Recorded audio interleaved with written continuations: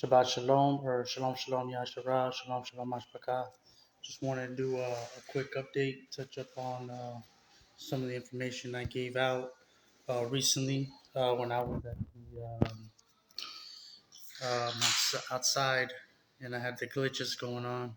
And I talked about different ways that sometimes, the balance, if you know what I mean. I talked about a certain type of balance in the biological makeup and how some people have to relieve, deal with that differently than others. And there's a balance to it. You can go back and check that out. But wanted to say definitely that I did definitely feel like that was for a purpose that was fulfilled because as soon as I got done giving that message, I felt a little more relieved or delivered from ever having that problem again. To be honest, because I like I said during that time, I was having that issue, um, you know, twice, 3 times a week, and then it's like Yahuwah had been giving me, once I got that balance, because I was trying to do it in the best way I could, that was honorable at least, beep beep, that was at least acceptable or honorable to Yah. That it's a gray area because it's just if you have a high production of seed in the biological makeup, then it's something you got to deal with. You got to blow your nose at some point. If you have a some people are more congested than others, have a runny nose more than others, so they got to blow their nose more often.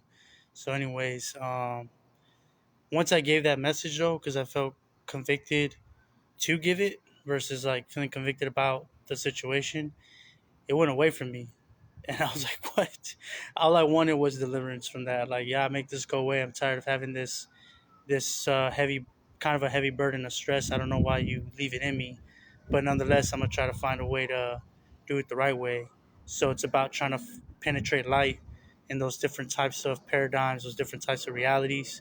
It was like another alternate universe reality version of myself, but a universe that people who are related to that universe, who are a part of that way, need maybe that insight, need that way of coping with it.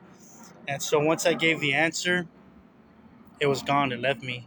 So I thought that was kind of strange. It was uh, like Yahuwah just allowed that because he knew I would try to find the right way to do that, execute that, and have a balance with it. And then like once I gave the message on how to do it, how to operate in that, then he would take it away from me because then I could give it to those who need it. Maybe he can do it any time. I mean, duality, right? Double-edged sword. One might even say, oh well, because maybe that's not the way to go. He just took away your baraka, you know, since you're putting it out there, and it's like, hey, the people that struggle with it that are going straight to the, things they shouldn't, pornography and all that, and that's not the way. And so I think that it helped that most people that Yahuwah was letting me know that struggle in that way, and that they're confusing a high seed production in their biological makeup with lust, and so but they're going the wrong way about it. But it is a baraka, and I still feel it in me, but it's not stimulating anymore like it was. But nonetheless, that's how you go about doing it in that catching up part 1 and 2 video. And but ever since that video, I haven't had any more issues. I haven't had any. I haven't had to blow my nose since. Put it that way. And I'm thankful to Yahuwah for that because that's deliverance. So kind of the reward for having shared, you know, those deep dark truths, those taboo truths, those controversial truths that nobody wants to tackle but are scriptural. There's things kind of underlined all throughout the scriptures, like New Testament, where it talks about, if your virgin's misbehaving, she's antsy, she's acting out because she's also in her biological makeup. Not that she's lusting, but she has passion in her, right? She's just her body's more keen on that. Then it says, as long as she's past the flower of her youth, then let them marry, let them, handle that. But notice it says past the flower of the youth is like once they're even old enough to start menstrual. Like that's what that's talking about. Flower of the youth is like once they're of that age or they're in their maturity, where they mature to the point where they can do that. Even the birds bear witness. The pigeons right here talking about amen. You know, the pigeon. You don't know if you can hear them, but nonetheless, yeah. I mean, that's in the New Testament. That's Paul. You know, so people that are like, oh man, pedophilia and this and that. Like, no, you have a very high fornication rate with little, young adults, right? Because they have to wait till they're 18 before they can date or even like think about any kind of thing, but their biological makeup's already itching for it. So that 18-year-old thing is sort of a man-made thing that is almost working against the order, working against what's natural, and so that's suppressing. It's almost like abuse. That's abuse, because back then, as long as they were, the flower of the age of the flower of the youth, they would already start like doing the arranged marriage, courting thing going, but keeping it with the families, like, and the friends, like neighbors, like cousins, like, they're keeping it connected with the tribes and all that. And it was like, oh yeah, this is your uncle's friend or whatever, twice removed. My cousin's cousin, and that's the niece or whatever, and it's once or twice removed, it's all right. And so, if that makes sense, I didn't like think about what I was just saying, but it's basically like to get that right, the math right. It's like, let's say like my dad's cousins' kids, right? I think, yeah, I can marry my dad's cousins' kids, or at least they'd be able to marry my kids, something like that. Once removed, twice removed. But anyways, nonetheless, like, see, we lost that, and that's what kept the nation strong. That's what keeps the city like. Back then, it did say the nation of Egypt, nation of Israel. It said the family of Egypt, the family of Israel. There were families that grew into nations by doing that. And anyways, when you suppress it and oh, you gotta wait till you're 18, the biological antsiness is not going to be able to hold it down that long sometimes. And that's why you have the problems we have where like these teens are sneaking out, and sneaking off. And who didn't do that when they were a teenager? Yeah, not everybody did, but for a large majority, once everybody was around a teenage age, the adolescence age, 12, 13, 14, 15, 16, they were having opportunities to, the boy next door, girl next door, whatever, after school, skipping school, early in the morning, but in the middle of the night, kind of stuff. And they had their experiences, and some of them lost that precious virginity in those instances, and all because like you gotta wait till you're 18 to do that, and their body's like, nah. And then it's taboo to talk about when it's perfectly natural and healthy. And this is why who used me to talk about these things, because these are those controversial things that are shamed upon, frowned upon to talk. But I don't care. I'll talk about it because it's in the Word, and Paul right there says it. As a blueprint, he gives a guideline as long as past five of the youth already makes a conversation for us today, and I agree with what he said on that stance. It should be like obviously in order, and it's not even anything that taboo. Because when I was in ninth grade, I met a girl. She was like, we are both like 14, and she was already in an arranged marriage. She was Pakistani, and she was beautiful. She was like matured already, if you know what I mean. She was just beautiful. She already looked like a woman. And she was 14. She was already grown, if you know what I mean. I'm like, she's skinny and but thick in all the right places, and I'm like, what? And she wanted to go out with me. I was surprised. I was like, what? Like, I had her in my algebra class, and so we went out for like a week or two and made out in the hall and stuff after school or whatever. Just that's about all, as far as it went. But then she told me like, yeah, we had to break up because I would call her and stuff, and her mom found out that she was dating, and shunned it and said like, it wasn't to the extent of like, because she was a Muslim, I don't think. It wasn't like, oh, we're gonna kill you if you're dating someone else.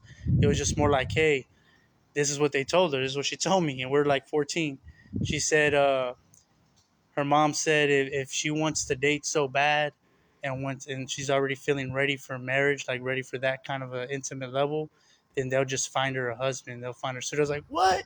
And they did. Like I was in there in the midst, so I got to experience what that was like. I was like 14, and I lost my girlfriend, Pakistani girlfriend, for 2 weeks because she ended up getting put into an arranged marriage with a 19-year-old dude from Pakistan or whatever that came, and he was already accomplished, graduated early, and did all this, and he had a degree, and he was already successful, making six figures or something. I don't know. And she was 14, and she had an engagement ring and everything, and she had just started getting into that phase where she wanted to experiment, and then boom.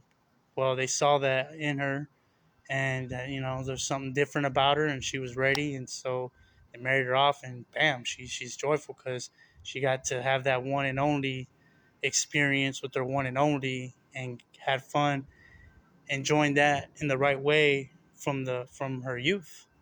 Because when they give off the wife, the bride to the daughter to the bridegroom, that's symbolic. Like it's like when the father gives the daughter over to the bridegroom, it's like saying like, hey, you're also taking over my responsibilities. You're like now in a sense even like a father to her. You're not just her husband, you're not just her man, but you're now her provider. You're now her strong ox. You're her protection. You're her security. You're her father now too. And this is why we see that Sarah even called Abraham master. My master, and he called her my daughter, because they had a like father daughter type relationship too. So it's all those relationships mixed into one. It's like a father to a daughter, a brother to a sister, and a husband to a wife. If you can't have all those three blended right, something's lacking in the relationship. And usually the father daughter one is because it starts off when they're still young, so they kind of have that like respect for you. When you're a child, like, and you look up to these elders, and you have respect for like you always see that it's a natural thing that little girls crushing over older men when they're little, because that's nature telling you like you're supposed to get a well established man. Usually, if it's a young man, then he's well established, or the father's going to help take care of that situation when she goes to be with the young man. But usually it's like he was 19. But usually it's got to be all like financially established and all that, because you don't want kids raising kids. And so 9 times, well, more than not, about maybe 50-50, I don't know. They would end up with a lot much older man. Like Book of Jasher says that Isaac was 40 years old and Rebecca was like 10 or something, which is, I don't know how true that is, but I'm sure it wasn't too far from it. But that's what it says. I think it even says she was 9, but I don't want to say 9 because that sounds weird. But I guess like 10, I guess, is a little bit more believable, but it's weird. But that's how they are or were back then, and I want to say that because I don't even know if they even passed the flower of the youth, and even if they were, you want the fruit to kind of sweeten up, give it some time to age and get sweet. And anyways, long story short, that's something to think about when they're early on when they're young. Instead of like the Western world's like fornicate and sin and do all that and get out your system, and then maybe by then you're gonna have women that are gonna have already taught themselves, even men, how to be a little loose and look around and have boldness, and looking around even when they get together they're still gonna be, because they've experienced that freedom's already been coded in them. So it's easy for infidelity to take place. It's not as harnessed down and firm and buckled down. It's not as done away with. It's not as just like out and uh over with. Sometimes it stays in there in the subconscious level, and yeah, so it stays going on.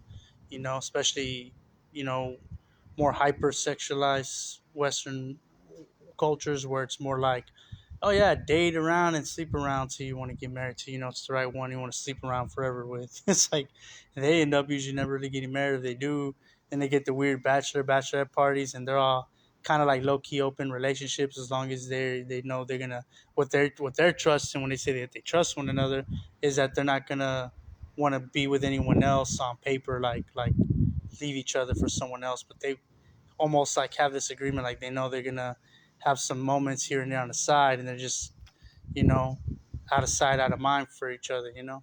just don't let me find out kind of thing. And I won't ask you, you don't ask me, you know. So it's all bad. It's all Babylon. It's all.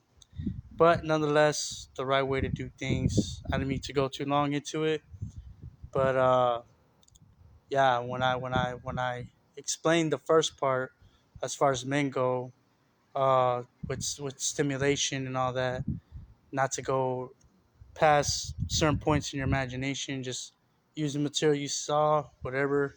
If your brother knows that bad and it's stimulating you, then just whatever Yah gave you, whatever was provided. Don't undress it. Keep it modest. Smile.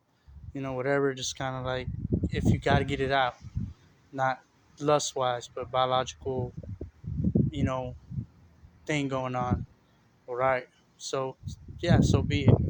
And so once I explained that, mine went away. It was like plaguing me in a way, or eating at me, knocking on me until I gave that message out, because it was meant for that. Is what I'm trying to say. That once I gave it, Yahoo allowed it to leave me alone, because I think he wanted me to give that message out for everybody who does also struggle with it, and not only that, eventually to overcome it like I did. Like, what is it?